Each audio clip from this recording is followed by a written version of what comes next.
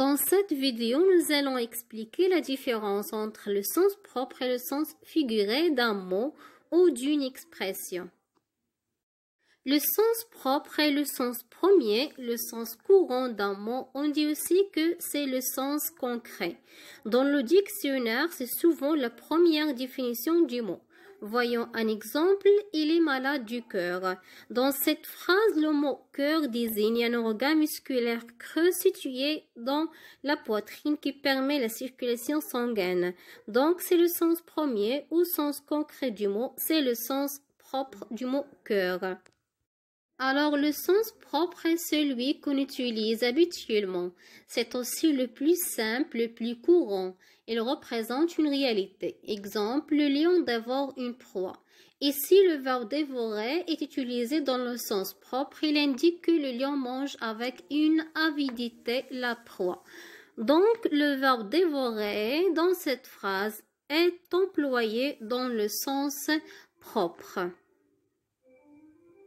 Par contre, le sens figuré, c'est le sens dérivé, sens imagé ou sens abstrait. Prenons l'exemple, il a le cœur sur les mains.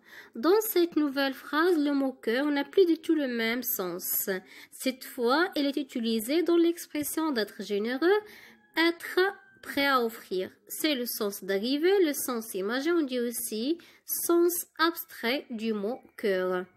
Alors, le sens figuré, c'est le sens utilisé dans un contexte moins habituel. Il s'exprime d'une façon imagée et abstraite. Exemple, mon frère dévore le livre. Ici, le verbe dévorer est utilisé dans le sens figuré. Il ne signifie pas manger, mais il signifie que mon frère lit avec avidité le livre. Donc, dans cette phrase, le verbe dévorer est employé dans le sens figuré. Voilà quelques exemples. Il porte un manteau de laine. Ici, manteau est employé dans le sens propre. Un manteau de neige recouvre la vallée. Ici, manteau est employé dans le sens figuré. La lune est éclairée par le soleil. Ici, la lune est employée dans le sens propre.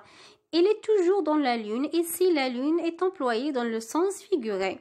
Julien porte une veste bleue. Ici, bleu est employé dans le sens propre. Elle avait une peur bleue de cet endroit. Ici, dans cette phrase, bleu est employé dans le sens figuré. Maman verse un nuage de lait dans son thé. Ici, nuage est employé dans le sens figuré. Le ciel se couvre de gros nuages. Ici, nuage est employé dans le sens propre. C'est la fin de la séance. Au revoir.